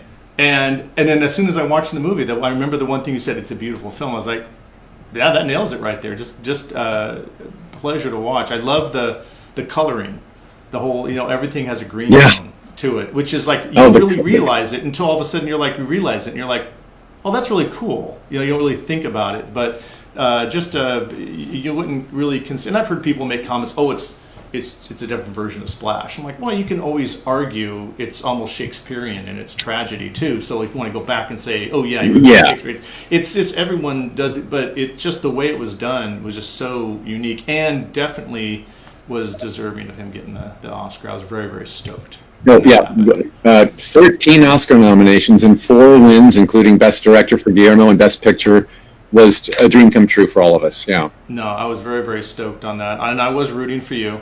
I was rooting for you on that one also. So, we all were. Yeah, Ricky just said we all were. You'd be surprised how many of us were like, "It's time to give Doug his damn Oscar." Yeah. So well, thank now we've had a few people ask, "What do we win?" And I don't think anyone's come up with the number yet of how many Guillermo del Toro feature film that was, Doug Jones Guillermo feature films there were out there. So if anyone still wants to, I haven't seen. Have you seen anything, Simon? See anyone putting numbers up? Nope. No one putting numbers up. You get to win this book right here, Ricky Bird's cheap movie tricks. So how to shoot a short film in under $2,000. And trust me and Simon were even involved in one of those with him. If you guys are interested in that book, the winner is whoever guesses the number of feature films Guillermo del Toro and Doug Jones did together. So we'll keep an eye on that real quick. Now, getting on to probably one of the more recent ones, what I believe you're still doing is the next picture, 23, is Saru in Star Trek Discovery Channel. Unlike your previous Alien, you actually were in the very, you came in right away. You didn't have to wait a couple of years. Right, and this was I play a Kelpian, which is a brand new species to the Star Trek franchise as of the Star Trek Discovery. Mm-hmm. And so this, again, Neville Page designed and Glenn Hetrick facilitated with his alchemy labs, making this creature happen, and he's beautiful. Again, I'm now playing an alien in a science fiction TV show. How do I make him different from the other one, right? Yeah, exactly. So, you don't want people saying, oh, it's just Cochise. No, you got to do something totally different. Right. So his look is very different, of course, but what really helped me find a different, unique posture and walk for him were those boots. I have hoof boots, like where I'm kind of teetering on the ball of the foot, and then I have a high heel kind of position in my boot without a heel under it. So when I put those boots on for the first time, I was just like, oh, how do I find my balance here? And my hips kind of went a little bit forward, and my arms dangled sort of behind me with a very, very straight up posture. And so I took a couple of steps around the wardrobe, the costume department, and I had a big full-length mirror in front of me. And as I was walking around, my arms just started swinging behind me from side to side. Instead of front and back like we normally do as people when we walk. So that within seconds, I developed his walk, and the boots were very much informed that, giving me a new posture. And nobody ever told me not to walk like that, so it's stuck now.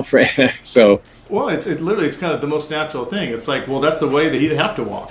If he, it's almost like Almost, yeah. It's like Yeah. it's like, hey, well, sometimes like, oh my gosh, how are you going to act in that suit? The same way the character would, because this is him. Yeah. So that's actually kind of clever. It looks like Jesse Najera got 6, and he says he's probably disqualified from winning. Is that because he works with you, Ricky? Well, actually, John got 6 before him. John. Yeah, but John's my brother-in-law, so I think he shouldn't win if he's related to me. has the book. Huh? Well, you guys can duke it out with who wins this, We're going to do. But I will confirm that yes, the answer is 6 feature films. I also did his TV series, The Strain. I was in 6 episodes of that. But feature film wise, it was Mimic, Hellboy, Pan's Labyrinth, Hellboy 2: The Golden Army, Crimson Peak, and Shape of Water. John. There you go. And then I assume there will be a number of them in the future. Well, So, we all hope. Only time will tell. Yeah. Only time will tell. Go on to like picture number 24. This is one of the shots. I've got numerous shots of you at Monsterpalooza, and I remember the first time I met you, and someone said, "Oh, he's a hugger," and I'm like, "Oh, that's cool. I don't mind." And it was like, and then later it's like you get the hug, and then when Doug gets to know you, get the cheek pinch, and you get the cheek pinch. And I will let you know you were the only person, except for my grandmother, that was allowed to pinch my cheeks in person, and I had no problem with that whatsoever because I'm just a complete fanboy nerd. But that's always, and I'm always bugging you, like you can be at the next Monsterpalooza, and it's like. And it's like you basically take it to another level, whether you're having a panel or not. Just walking around, and it's funny because you'll see people like, I have your painting sitting there, and the first question people ask me is not if it's for sale or not what the prints cost, but they'll like, is Doug here? That's sweet. Plus they'll look at your painting.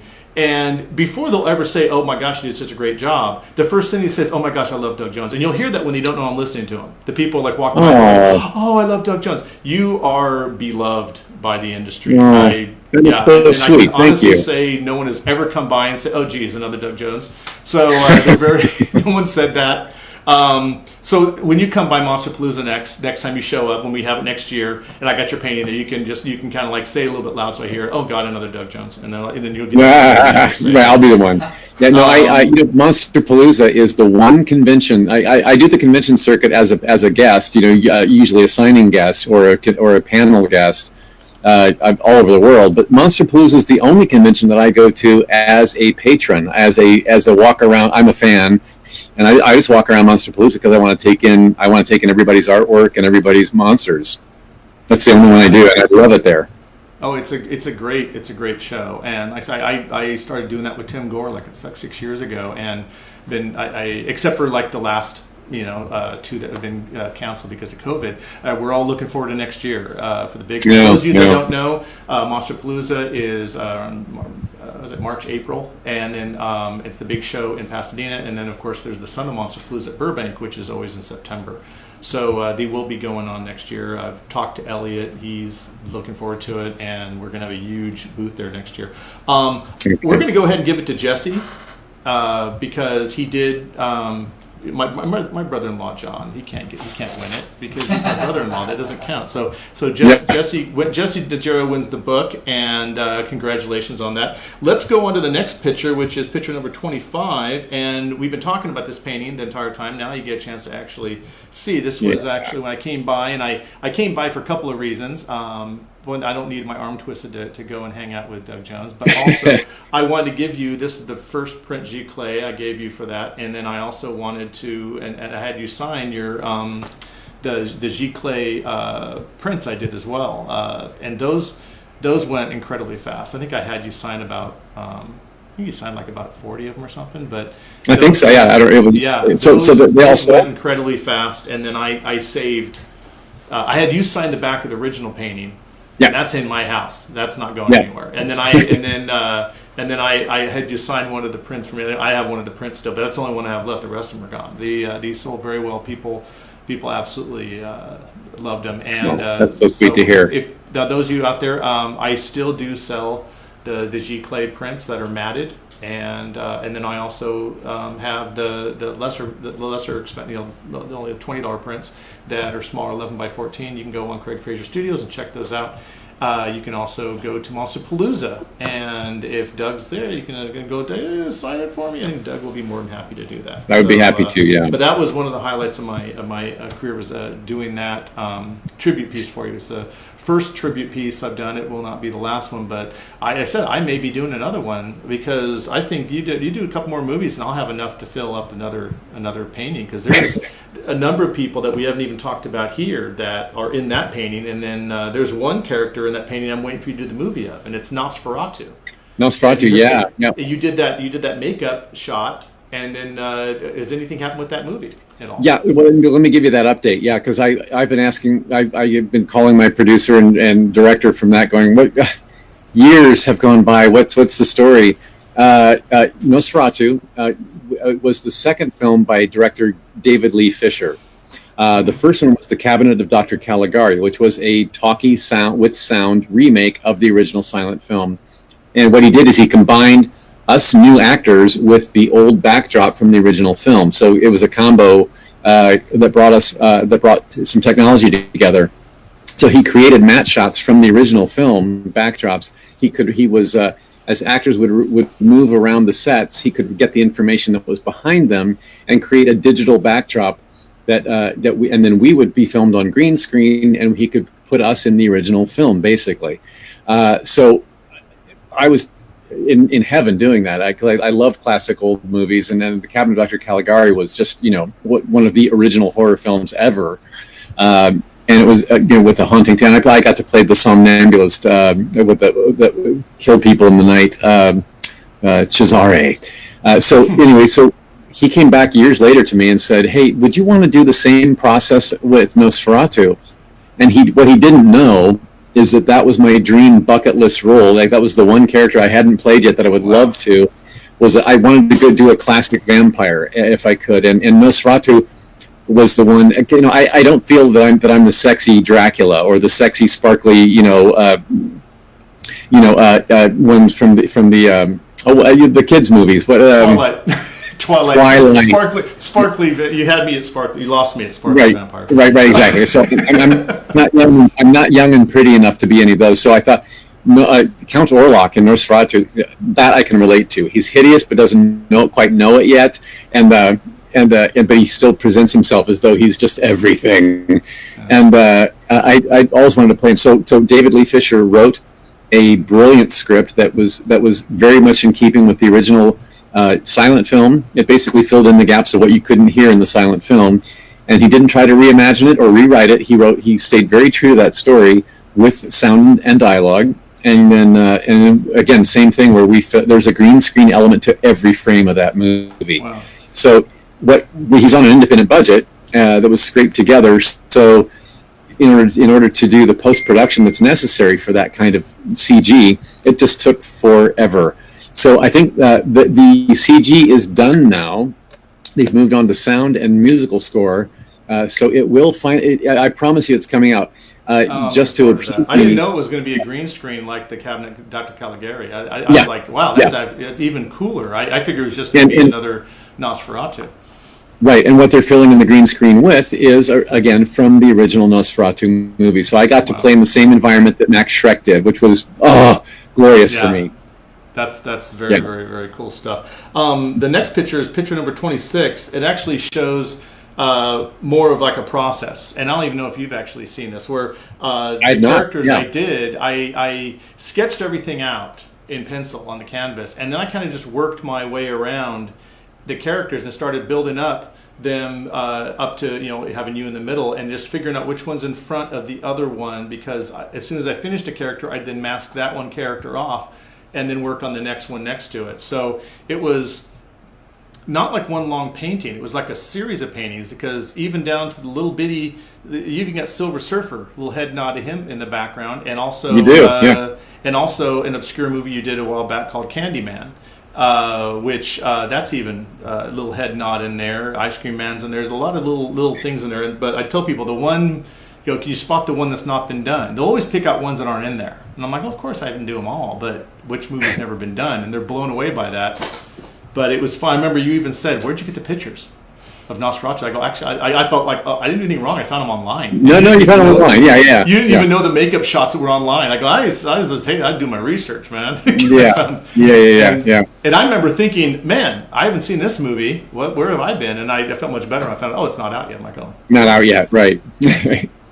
But no, I had a blast doing this, and it was a lot of fun, and it's a mixed media. It's airbrushed, but it was also hand brushed, and I kind of would go back and forth on it, and making it so all the characters would kind of interact with each other.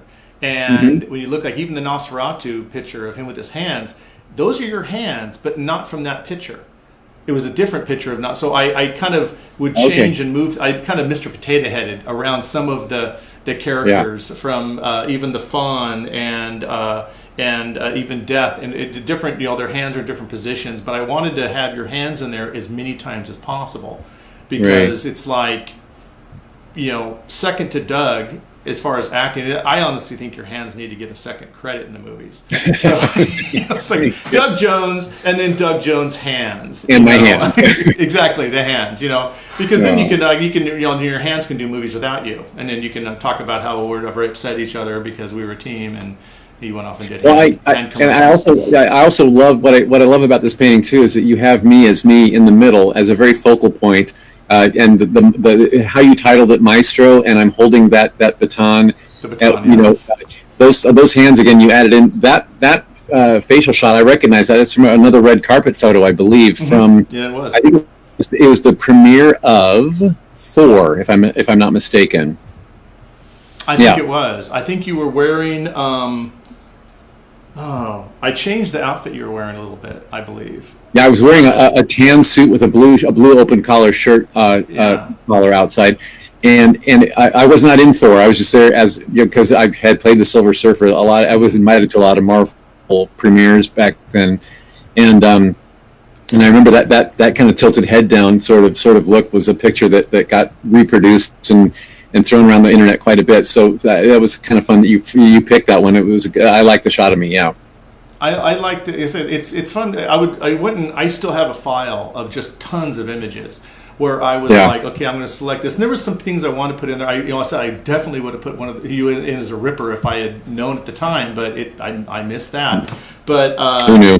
But who knew? But the thing is that I look forward to doing another one down the road, and it'll be interesting to see how I can do a second one and see if we can lightning strike twice at the same time. Lastly, the last shot is just as a hugger, the COVID times is definitely horrible for Doug Jones. So I love that one shot you put on your internet. Just that you'll basically free hugs just looking out the window. Anybody, anywhere? Yeah, is anybody out there? And I know that you also have a large number of shows that you frequent and you go to, and signings and panels. All canceled this year, right? Yeah, all canceled, of course. But you made a comment that I understand if you can't talk about the movie, you're working on an independent film right now. You said you were in the middle of working on an indie film, and so have you been still consistently working, or has it been a whole lot of Doug at the window? It's been Doug at the window mostly for about 6 months, and this the feature film I'm working on right now. It's called The Knocking. I can tell you. So knock. It's I'm the one doing the knocking, by the way. And so it's a rather frightening movie again, where I'm terrorizing. Doug Jones' hands do the knocking. See, separate. The knocking was done by Doug Jones' hands. Yeah, right. And there's some young, pretty people involved in this one as well, and I'm haunting them, of course, as I do. Right. So, but that's my first job back in 6 months of unemployment. So I'm tickled pink to be working again. Now, of course, all the virus protocols are in place. So it's a very safe environment, and I've never been worried about that. So it's all good. You need to and I know you have contacts in the industry. You need to get into the industry and see if you can have someone, just to mess with the public, make you a fat suit and just have a picture of you with a remote on your couch, and just go for the complete, see if you can, just the fat suit like Doug, like, well, yeah, this has not been too, and just see if you can scare the hell out of half of your fans out there. Right. Here's what the quarantine did to me. Yeah. Yes, exactly. The quarantine. Yeah. Basically the opposite. It's like you'd think you look like Quarantine Man. No, the real Quarantine Man is just someone that weighs 400 pounds on their couch. That's right. Now, every time I have, and by the way, thank you again for coming on here. This has been a total blast. I know that people out there appreciate hearing the stories, and then as a total nerd myself and fanboy, I love hearing them as well. I always ask questions, similar questions to each of the guests out there, so I'll ask you the same ones. Out of all the advice, what's the best advice anyone ever gave you that you took in this industry? Oh, that's, it's funny. The first, they say answer the first thing that comes to mind, and it's a subtle little moment that happened. I when I was playing a human being. I was in a little indie film called My Name Is Jerry. You can find it on YouTube in its entirety. Mm-hmm. And I loved this little film, and I got to play a middle-aged white guy going through a midlife crisis, which I am and have done. So one of our co-stars in that was Catherine Hicks, and you know Catherine Hicks from the long-running TV series Seventh Heaven, and she was also in Star Trek movie. Was it Part 5? Maybe the one with the whales. The Saving the Whales. I believe that was. She was the marine biologist. Yeah. Mm-hmm. Anyway, so she played like my boss lady in My Name Is Jerry, and so we had a scene together where I was trying to get a point across, and the director kept coming in and telling me, "You're not quite there yet. I really need you to smack this one and really pointedly say this get this point across." And so Catherine, in a quiet moment, and actors are never supposed to direct each other ever, mm-hmm. But she said, "Can I give you some advice?" And I said, "Oh, yes, Catherine Hicks, whom I've adored for all of your career and seen everything you've done, including the Marilyn Monroe TV movie that I fell in love with you in. Yes, please." And she said, "Stop moving your head." And I was like, "Oh, wow. Good, right. Trust that what I'm saying is getting through, and make it come through the eyes, not through the head." And so the next take, I took her advice. I delivered it very pointedly with my eyes connected, and she was like, so, and my director loved it, and so that it totally worked. So because I tend to, that's one of my bad habits as an actor. If I'm having trouble memorizing dialogue or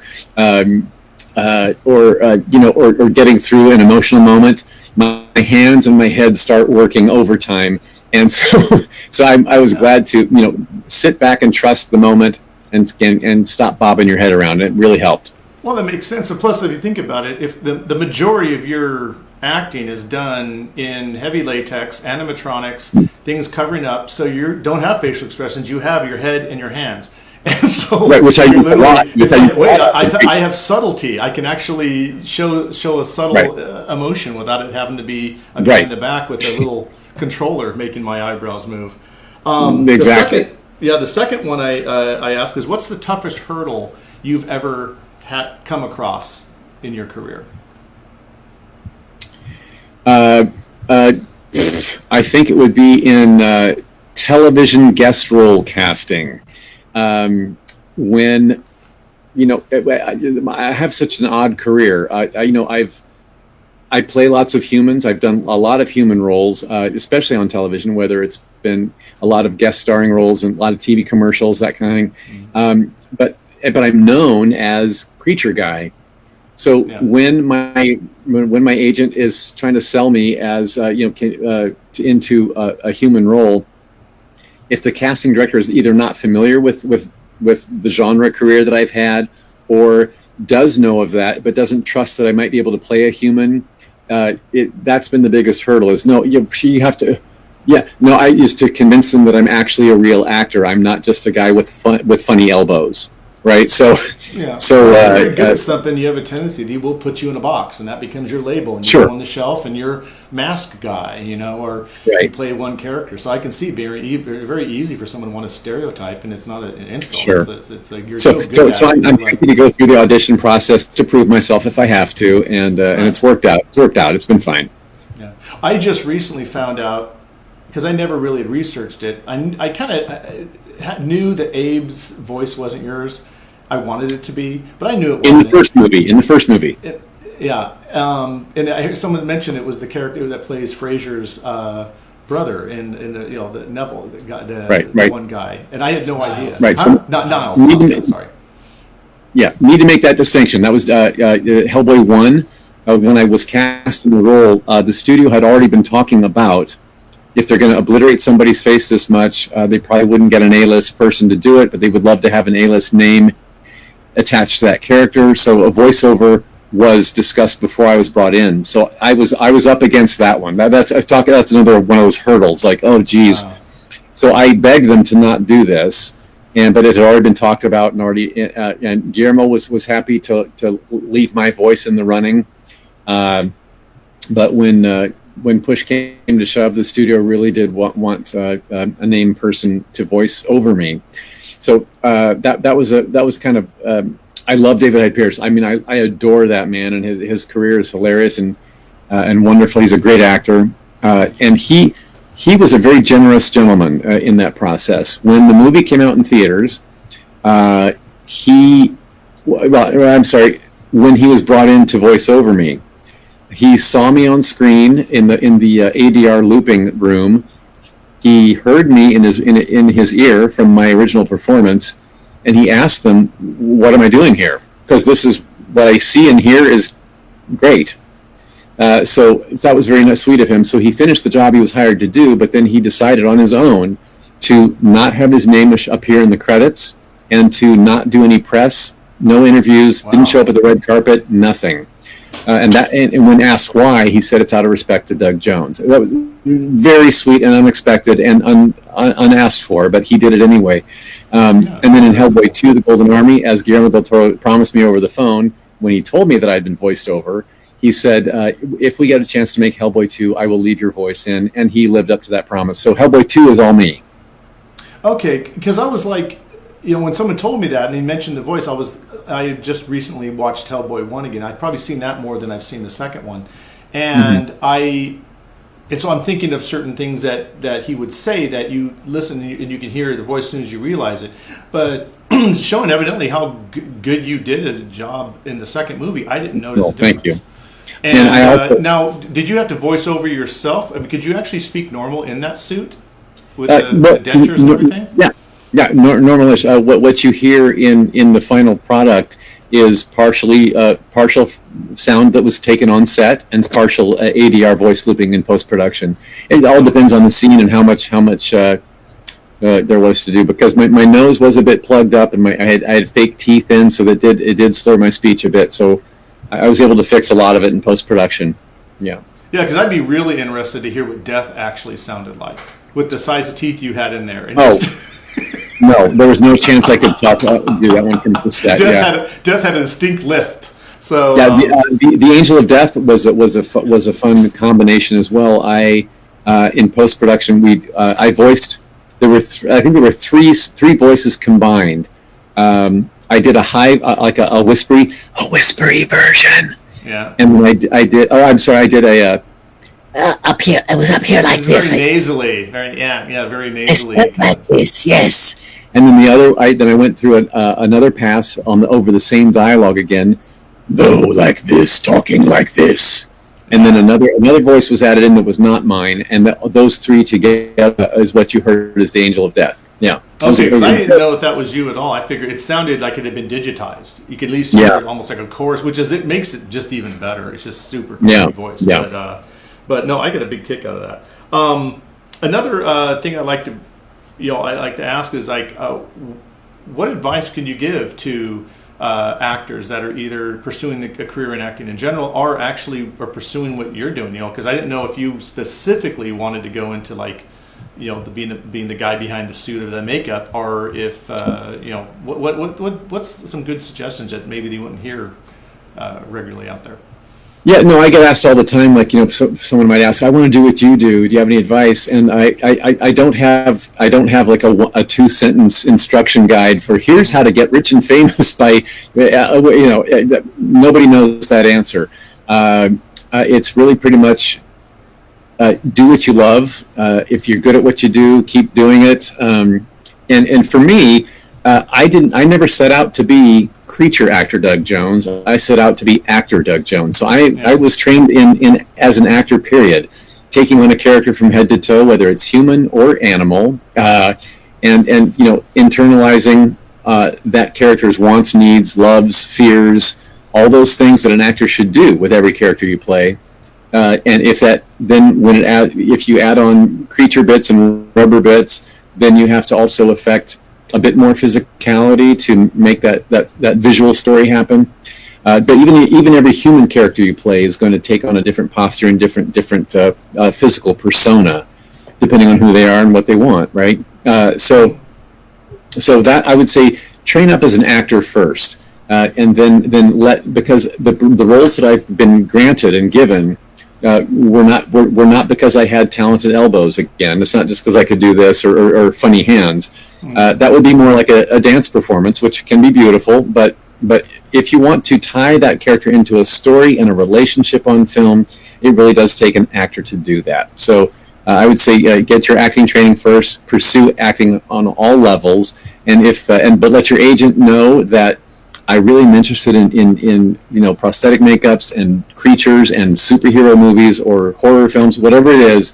Let your reps know that's what you want to do. So when they see those breakdowns come out, they can keep you in mind for those specific types of roles. Very cool. No, excellent. Very, very practical advice. And then lastly, what's the best way people can actually get a hold of you or follow you? Or let's say you've got an independent filmmaker out there that wants to hire you to do an indie film or something. Right. What's the best way to contact Doug Jones? There's many ways, of course. With social media, what it is, and being accessible through it, I get lots of inquiries through that. So I'm actor Doug Jones on all the social media. It's actor Doug Jones. You can find me on Facebook, on Instagram, on Twitter, on LinkedIn, on Tumblr. I'm even on Snapchat. So there's a gazillion places to find me and actually get a message through. And even if I'm not following you back or we're not connected as friends, I check all the inboxes eventually.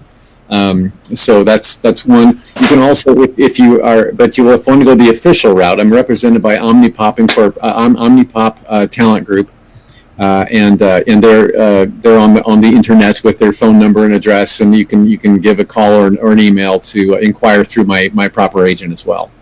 Okay, very, very cool. Well, again, we've got a little bit longer than normal, but man, great stories and been very, very good having you on here. Thank you again, Doug, for being kind enough to be on the show and just opening up and really just making this a very, very cool podcast. I really, really appreciate it.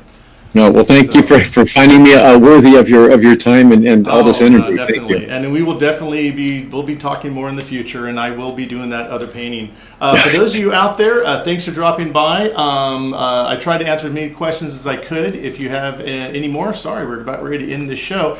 But stay tuned next week for episode 14. We actually have Ryan Evans, the head painter of Counts Customs from Counting Cars, is going to be our guest, and we're going to talk some custom painting. So until then, this is Craig Fraser and Doug Jones. So say goodbye to everyone, Doug.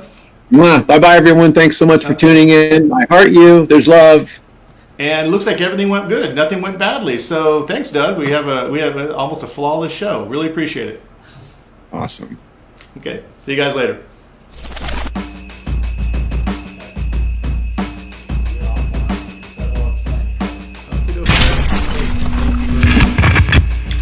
It is my pleasure. Thank you for taking the time with me. That's lovely.